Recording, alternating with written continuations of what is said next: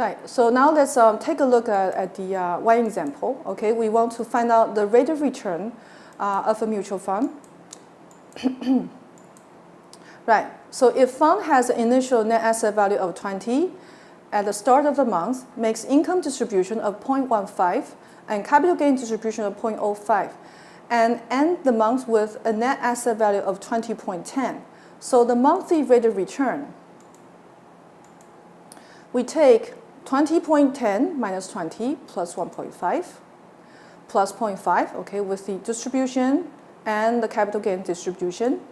Now divided by 20, the net asset value in the beginning of the month. Then we have 1.5% of the rate of return. Another example, we want to find out the expenses, okay, the fee structure. Okay, previously we were only focusing on the net asset value plus the capital gains and the income gains that we have. Now, what if we take it a step further? Okay, we want to know how about the expenses? What's actually involved? So to see how expenses can affect rate of return, consider a fund with 100 million in assets at the start of the year and with 10 million shares outstanding. The fund invests in a portfolio of stocks that provides no income but increases in value by 10%.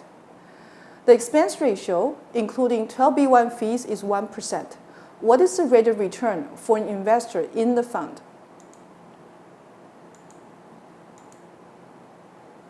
Right, so the net asset value in the beginning, okay, will equal to, by taking 100 million divided by 10 million shares, and we have $10 per share. The net asset value at the end of the period, we take 100 million multiplied by 1.1, okay, because increased value in 10%, divided by 10 million shares, then we have $11 per share. That will be at the end of the period. So the rate of return will equal to 11 minus 10. Right, so the rate of return, we take $11 minus 10 divided by 10, and with 10%. Okay, now, we still have the fees and charges. Okay, so 12B1 fees, 100 million, 1%, so 1 million. The net asset value at the end of the period will now become 110 million minus the 1 million, okay, because it is actually collected from all investors, okay, with the same percentage. Right, all the fees and all the charges will be the same for all investors. Okay, it doesn't mean that different status or different investors will have different types of fees. Right, and then divided by 10 million shares outstanding. So, so now we have 10.9 per share instead of the $11 per share. So you see that is a big difference. And the rate of return after paying the fees, 10.9 minus 10 divided by $10 per share is actually 9% instead of the 10%. Again, a big difference. Right, so here for the concept check, let's see.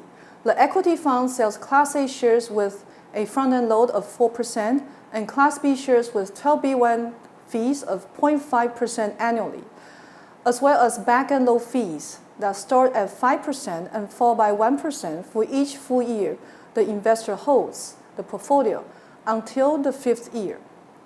Assume the rate of return on the fund portfolio net of operating expenses is 10% annually. What will be the value of a 10,000 investment in Class A and Class B shares if the shares are sold after 1 year, 4 years, and 10 years? Which fee structure provides higher net proceeds at the end of each investment horizon? So here for Class A share, we take 10,000 right here, okay, investment amount 10,000, multiply 1 minus the 4%. 4% is the front-end load fee that you must pay. So you're not investing at 10,000. You're actually investing at 10,000 minus the fees, and that will be your investment amount. Now multiply by 1 plus 10%. Okay, according to the different numbers of time period that you want. Okay, the n will be different time period. So the first year, 10,000 multiplied by 0.96, your investment amount minus the expense fees is only at 0.96, right? Multiplied by 1.1, so it's 10,560. Now for the fourth year, right? Okay, for the fourth year, 10,000 multiplied by 0.96 and 1.1 again by 4 years, we will have an amount of 14,555. The 10th year, 10,000, 0.96, 1.1 at 10th year, 24,900. Right. So we keep in mind of this. Now let's take a look. For Class B shares, what will happen?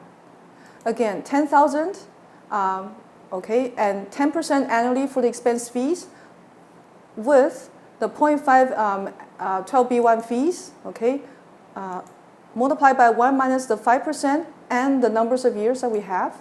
So here, 1 year multiplied by 1.095 and minus the term right here, we have 10,512. The fourth year, we have 14,233. The 10th year, we have 24,782. Right. So in comparing the different classes, okay, Class A share and Class B share, we notice that with the different fee structures and the investment return, we will recommend that maybe in the short term, Class A share for 1 year and 10 years for Class A share will be more appropriate. But in the midterm, okay, for 4 years, Class B share would actually, provide us with a better return.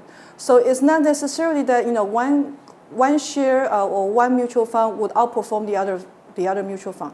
It also depends on the investment horizon, okay? How long you want to invest, in the short term or in the long term, right? So fee structure and also the performance would definitely, have a very large impact on the performance and the outcome of the investment. Right. So here we have the section summary review. Mutual funds, okay? The common name for open-end investment companies or mutual funds account more than 90% of investment company assets. And the groups of mutual funds, okay, all are open-end. So we have money market mutual funds, equity mutual funds, sector, bond, international, balanced, asset allocation, and flexible funds and index funds. And how are funds sold? Okay, either through the universal banking at a bank counter, but you have to make an appointment, okay, with a financial advisor or financial planner, or maybe they also have the service desk that you can just fill the forms, right? Direct marketed funds, or maybe on the internet you apply for an account, okay, through a financial supermarket or a platform, or a Salesforce distributed, okay, agents, okay, will be visiting you, okay, they have a revenue sharing on Salesforce being distributed, but a potential conflict of interest, right?